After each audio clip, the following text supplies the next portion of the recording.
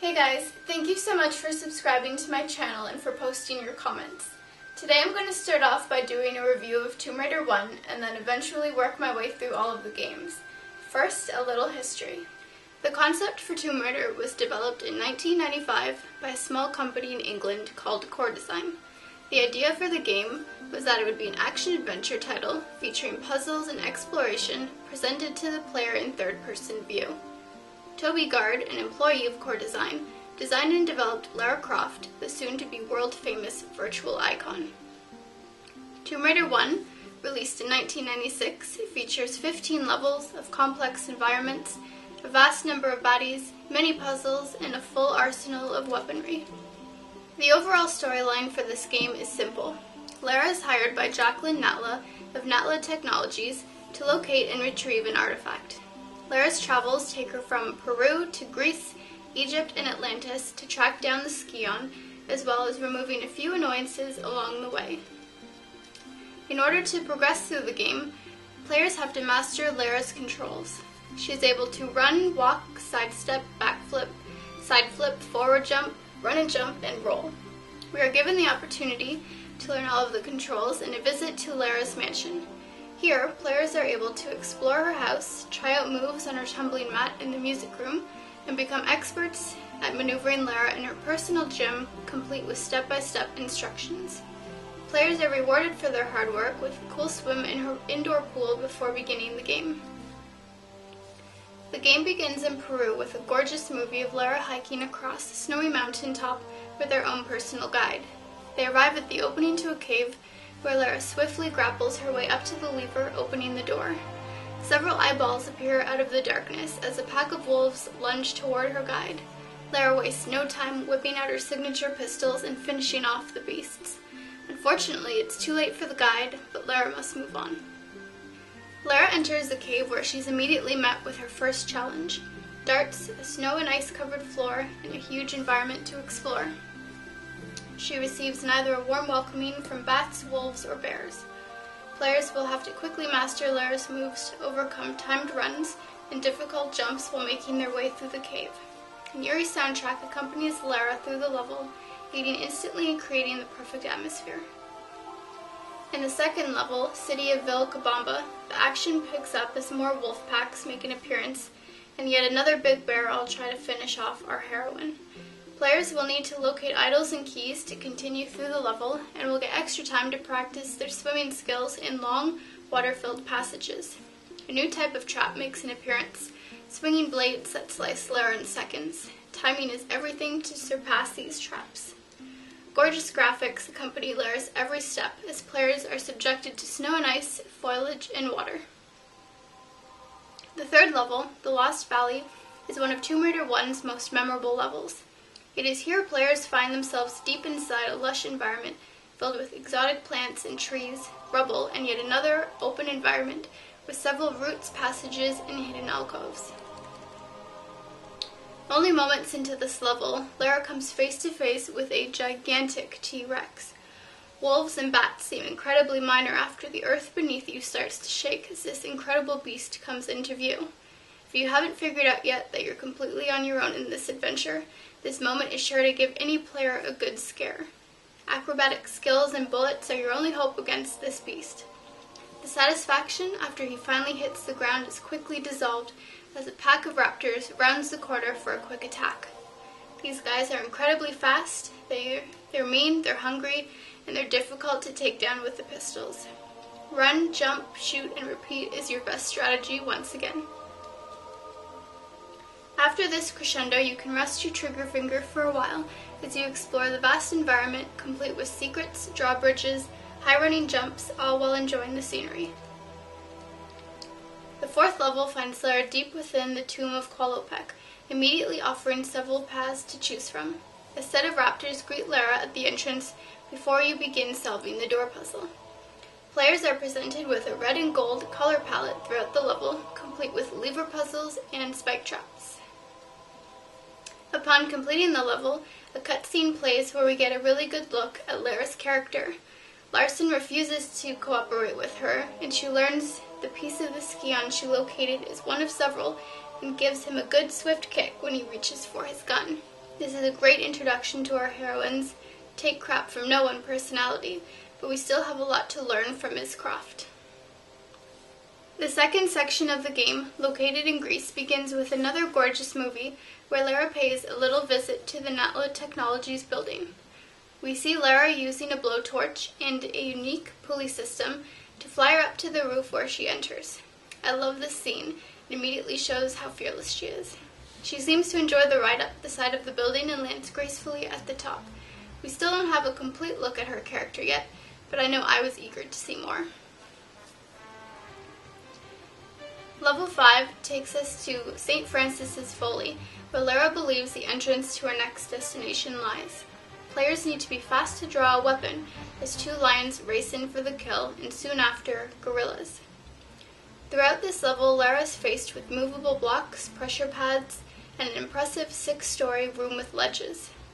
It is this level that really offers players an opportunity to complete the level in any way they please.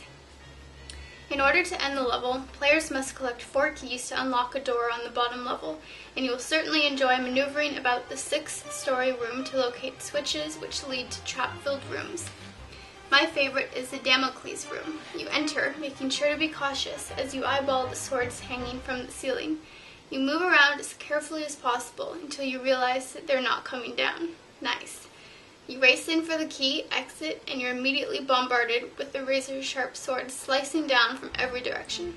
It's a great moment of adrenaline, and you have to be quick and agile to make it out of the room safely. During the next level, Lair makes her way through the famous Colosseum fighting lions, gorillas, and crocodiles. Players can expect more timed runs and pressure pad puzzles during this level. For the most part, the Colosseum is a fairly straightforward level. The space is still large, but a little more linear compared to previous levels. Still, the feeling of solitude is present. Palace Midas, the 7th level, is another example of great level design. Here, players arrive via an underwater passage and emerge in a pool. Immediately you are given several routes, and players will be eager to explore every inch of this beautiful level. A room with 5 switches enables players to choose their own route through the level, collecting lead bars. This level is known for the infamous fire pillar room, with a difficult timed run. Let's hope you've been practicing your running jumps in Lair's gym. You've got to get this entire sequence perfect, otherwise you'll be cooking Lara in no time. The good thing is you can jump into the water, go back, and try again until you get it. I know the first time I played this it took me several tries, and it makes it that much more rewarding when you finally claim your pickup. This level offers other challenges as well, a spike room and sand room, finally leading players up a high set of rocks to an upper level. Of course, the highlight of Palace Midas is Midas's hand, where if you're not too careful, Lair turns to gold. You know you did it on purpose just to see.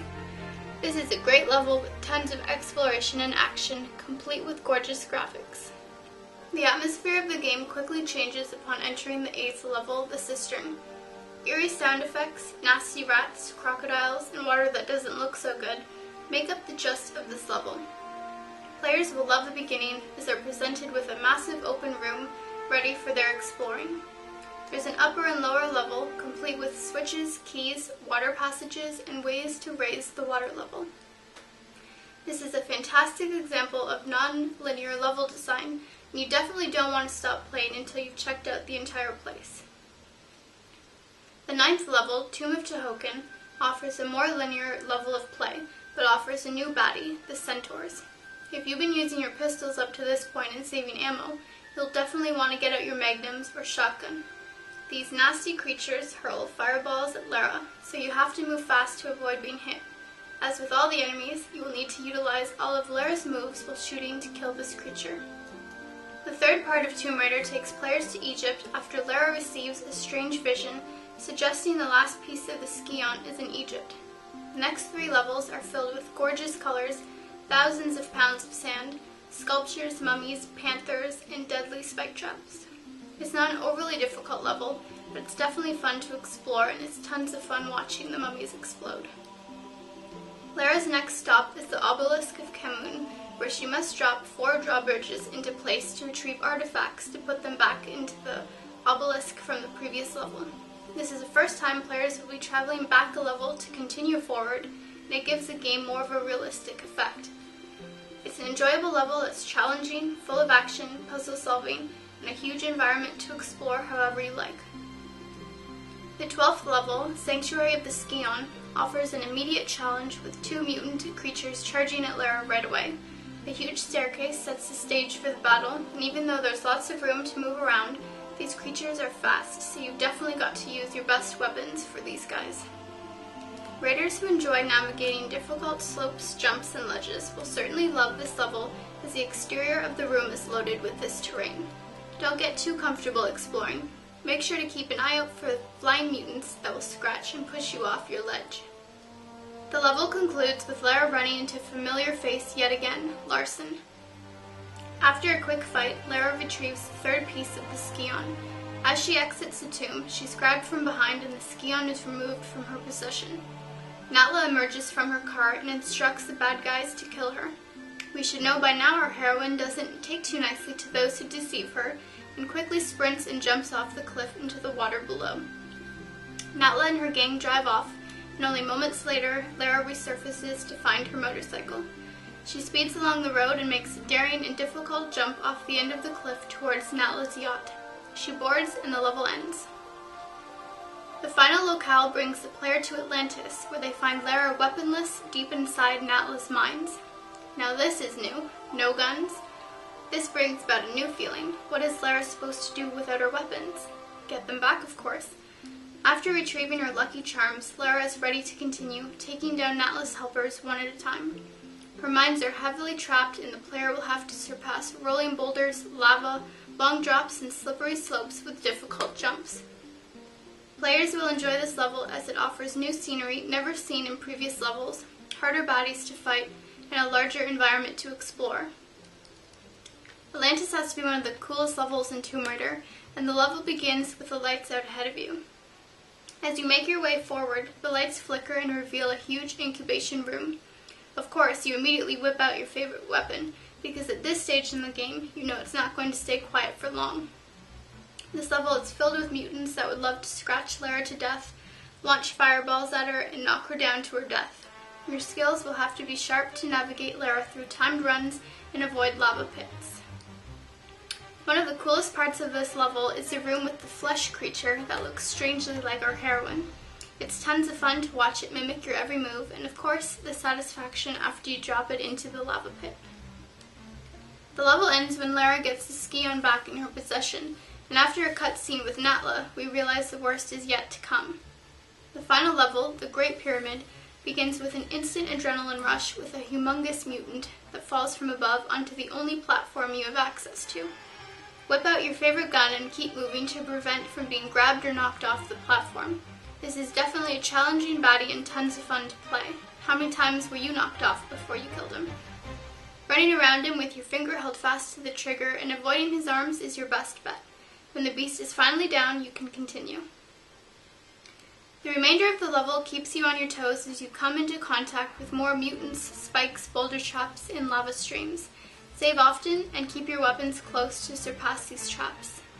Finally, you'll end up in a massive room with several pillars. Here, you'll meet up with Miss Natla yet again, but this time she's angry and shoots missiles at Lair.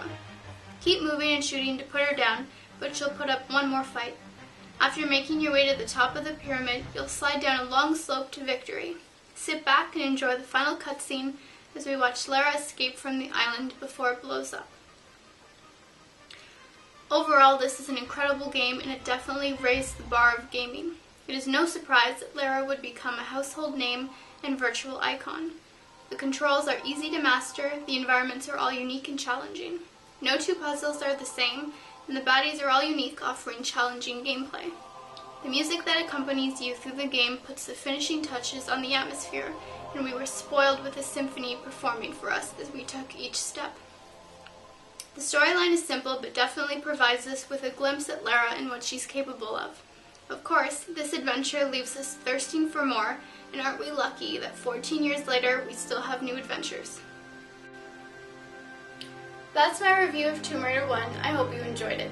Please post comments below to help me improve for my next review.